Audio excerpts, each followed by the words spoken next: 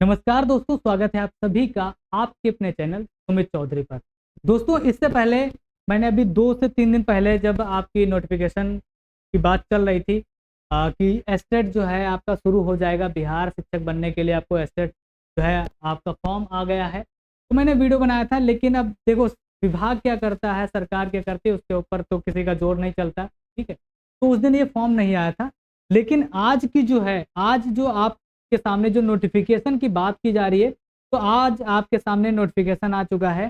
तो ये खुशखबरी है आप सभी के लिए, जिन लोगों को बिहार एस्टेट का बहुत ही बेसब्री से इंतजार था। तो ये खुशखबरी अब आपके सामने आ चुकी है।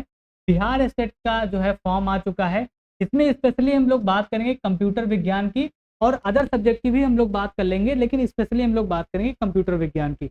एस्टेट फॉर्म कब से शुरू हो रहा है, कब तक चलेगा, कितनी फीस है, किन सब्जेक्ट्स में कितनी वैकेंसीज, और किस तरीके से आपको एग्जाम की तैयारी करनी है, सारी बातों के ऊपर हम लोग एक एक करके ध्यान चर्चा करेंगे। तो आपको सारे जो डाउट्स हैं वो आपके क्लियर हो जाएंगे। स्पेशली कंप्यूटर विज्ञान में मैं आपको यहाँ पर दिखाऊंगा भी कि आपकी एलिजिबिलिटी क्या रहने वाली है, तो परेशान नहीं होना है। इससे पहले भी मैंने एक वीडियो बनाई थी जिसमें मैंने आपको एलिजिबिलिटी बताई थी, लेकिन कुछ भाई लोगों के जो है कन्फ्यूज़न थी, तो आज आपकी क्लियर हो जाएगी। क्योंकि जब ऑफिशियल नोटिफिकेशन आती है तब चीज़ें बताना ज़्यादा आसान हो जाता है, और बहुत ज़्यादा आसानी से हम लोग बता भी पाएंगे उसके बारे में। ठीक है, तो ये आपको पता चला कि भाई नोटिफिकेशन जारी हो चुकी है, आपका एप्लीकेशन फॉर्म स्टार्ट हो चुका है। ये आपके सामने है पीडीएफ। ये आपको शायद क्लियर नहीं दिख रही होगी, और मुझे पता है शायद क्या दिख ही नहीं रही होगी। तो ये जो पीडीएफ है आपको मेरे टेलीग्राम चैनल पर देखने को मिल जाएगी। तो जिन भाई बहनों ने अभी तक ज्वाइन नहीं किया है, लिंक डिस्क्रिप्शन में मिल जाएगी, तो वहाँ से जाकर के टेलीग्राम चैनल को ज्वाइन कर लेना, वहाँ से डाउनलोड कर लेना, तो आपको ये वाली इन्फॉर्मेशन मिल जाएगी। ठीक है, मैं एक एक करके आपको चीज़ें समझाने की कोशिश करूँगा, तो इसलिए वीडियो को लास्ट तक देखना, और जो भी लोग चैनल पर नए हैं चैनल को सब्सक्राइब जरूर कर लें। ठीक है, चलो यहाँ पर देखो, यहाँ पर लिखा है माध्यमिक शिक्षक पात्रता एस्टेट 2025 के आयोजन एवं उक्त परीक्षा में सम्मिलित होने के लिए जो है आवेदन पत्र भरे जाने से रिलेटेड यहाँ पर चीजें दी गई हैं। ठीक है, अब देखो यहाँ पर कितनी विषय रहने वाली है उसके बारे में हम लोग बात कर लेते हैं। यहाँ पर देखो, इसमें है आप हिंदी, यहाँ पर एक साइड में विषय कोड दिया गया है, हिंदी, उर्दू, बंगला, मैथिली, संस्कृत, अरबी, फारसी, भोजपुरी, अंग्रेजी, गणित, विज्ञान, सामाजिक विज्ञान, शारीरिक शिक्षा। और उसके बाद अगर आप स्क्रॉल करेंगे थोड़ा सा, मैं दिखाना चाहूँगा। यहाँ पर देखो, आप थोड़ा सा स्क्रॉल करके आप नीचे आएंगे तो यहाँ पर देखेंगे आप कंप्यूटर साइंस भी आपको देखने को मिलेगा। हम लोग किसकी बात करेंगे, कंप्यूटर साइंस, और इसकी एलिजिबिलिटी क्या रहने वाली है, इसमें आपको कौन कौन सी चीज़ें ध्यान रखना है कि कौन से लोग फॉर्म भर पाएंगे, उसके ऊपर बात कर लेते हैं। लेकिन उससे पहले जानना ये ज़रूरी है कि ये फॉर्म कब से शुरू हो रहा है ना, जानना ये भी ज़रूरी है। तो उसकी हम लोग पहले बात कर लेते हैं कि भाई फॉर्म आपका कब से शुरू हो जाएगा। ठीक है, फॉर्म आपका कब से शुरू होगा भाई, उसके ऊपर थोड़ा सा बात करेंगे।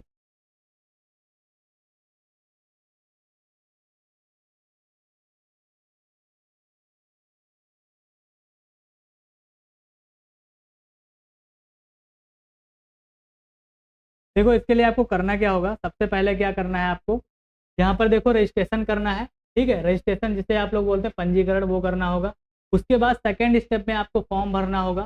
ठीक है, वो आप लोग कर लेंगे, आसानी से कर लेंगे, मुझे पता है। उसके बाद यहाँ पर जो भी डॉक्यूमेंट्स है ये आप लोग पीडीएफ भर लीजिएगा, क्योंकि एक एक डॉक्यूमेंट्स बताना इस वीडियो में पॉसिबल है नहीं। ठीक है, और ये फॉर्म कब से शुरू हो रहा है उसके ऊपर हम लोग बात करेंगे, एक बार बात कर लेते हैं उसके ऊपर भी, क्योंकि वो जानना ज़रूरी है। फॉर्म कब से शुरू हो रहा है, तो 11 सितंबर से शुरू हो रहा है भाई। ठीक है, 11 सितंबर से ये आपका फॉर्म शुरू हो रहा है। 11 सितंबर से ये पोर्टल आपका खुल जाएगा यहाँ पर। ठीक, चलो यहाँ पर देखते हैं कंप्यूटर साइंस। कंप्यूटर साइंस के जो कैंडिडेट्स हैं वो पेपर 2 देंगे, 11 से 12 वाले। ठीक है, बच्चों के लिए जो आप टीचर बनेंगे, भाई 11th-12th के लिए आप टीचर बनेंगे, तो उसके लिए एलिजिबिलिटी क्या रहने वाली है, देखो यहाँ पर न्यूनतम 50% अंकों के साथ में विषय समूह में मान्यता प्राप्त संस्थान से जो है प्राप्त, या फिर DOESC, ठीक, डोएक स्तर ए, लेवल ए का आपके पास में होना चाहिए, क्या कंप्यूटर का आपके पास होना चाहिए, कंप्यूटर से जो डोएक से सर्टिफिकेट जो होता है ए लेवल का, वो आपके पास होना चाहिए। ठीक, स्नातकोत्तर की उपाधि लिखिए या फिर अथवा के साथ में लिखा किसी मान्यता प्राप्त विद्यालय या फिर एस एस आई AICTE से मान्यता प्राप्त संस्थान से कंप्यूटर साइंस IT या फिर बीटेक कंप्यूटर साइंस IT अथवा समकक्ष उपाधि भारत सरकार से मान्यता प्राप्त संस्थान विश्वविद्यालय से डिग्री।